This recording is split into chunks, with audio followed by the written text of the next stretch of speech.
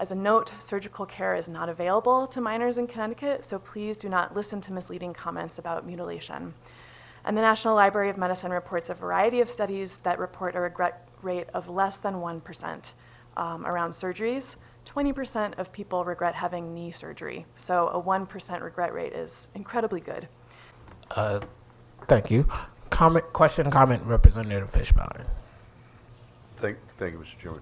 I heard a statistic in there about the detransitioning people, and you said that that percentage is 1%? Generally cited as less than 1%. Okay, when you say generally cited, what? So who the statistics that I was pulling, and I think there's a lot of controversy around statistics around trans people, and I think there's a lot of studies that are cited that are not legitimate. So it's important that we're really careful about where we pull those from. The statistic I pulled was from the National Library of Medicine, which is looking at several different studies. So you could certainly look into that, and I could provide those that data if you would like. Well, because to my knowledge, our like DPH, Department of Public Health in Connecticut, doesn't require or aggregate any figures with regard to that.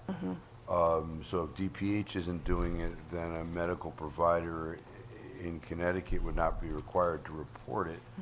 So I'm just a little concerned about, because I hear, 30, 35%. That's a big difference, right?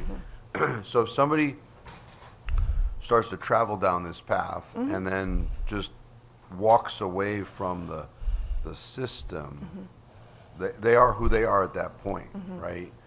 But there's no way to categorize that. I think it's important that we remember that we're speaking, when it comes to surgical transition, about adults, and adults have decisions to make, their own medical decisions. Just as we make decisions about back surgery or knee surgery, adults have the autonomy to make a decision about their own medical care in consultation with their doctor.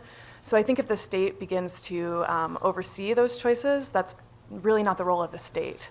Again, it's a conversation between an individual and their doctor with a large body of medical research behind it. However, it is the role of the state if it is represented to us that juveniles are coerced into doing something, and that those juveniles, when they become adults, regret that. Yeah. Or perhaps they're on the cusp of juvenile to adult and they decide not to do this. Or there's mental, we've heard a lot of parade of horribles about the mental health issues, about, so government, which we are a branch, I think has a right to step into that situation to stop those problems. Well, again, to be clear, surgical interventions are not available for minors. So if you hear anything in the state of Connecticut about minors and surgery, it is false. This is not something that gender affirming care is doing or promoting in the state of Connecticut at this time. Again, I'm not a doctor, I'm a pastor, but I have 15 years of experience with folks who are trans. I think that we have some far-right narratives about minors that are being pushed in very specific ways in our nation, and really changing the conversation in a way that is not related to fact, and we need to be very careful about that. But doctors generally don't push, pediatricians don't spend their time pushing minors into certain decisions. And from my experience with parents of trans children, in general, trans parents are need to be educated and convinced and to have a lot of conversation in order to assist their children in attaining gender-affirming care. There's not a lot of parents out there who are pushing their kids to be trans. It's, in fact, quite the opposite. So this is a question of, children working in consultation with pediatricians to receive the care that they need. That's the end of the story. There's medical regulations and guidance about this that is well proven. It's not about opinion.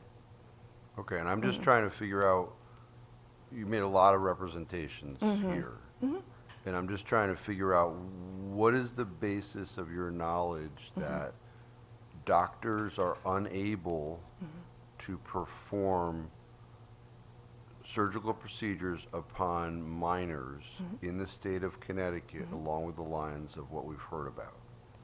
Well, you as a legislator would know that better than me, but it is not recommended treatment.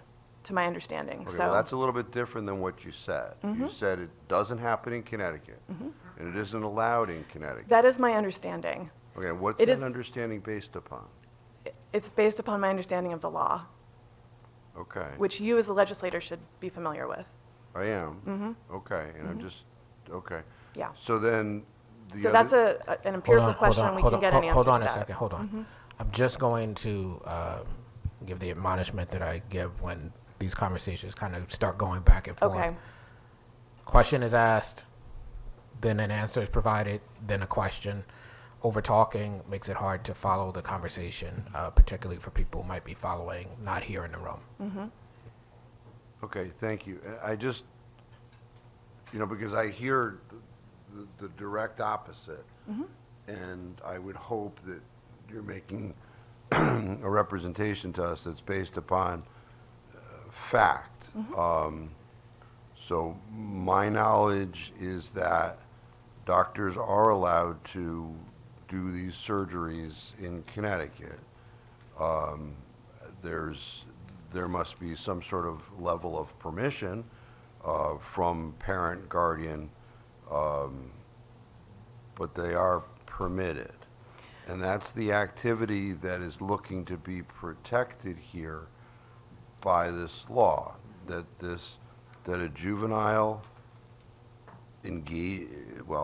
a medical provider performs an act upon a juvenile and shielding that medical provider from liability. That's the law, potential law 7135 that's before us. So we wouldn't be talking about something that isn't permitted and shielding the provider. So I just, So I think the best person to talk to about this would be a physician in the state of Connecticut.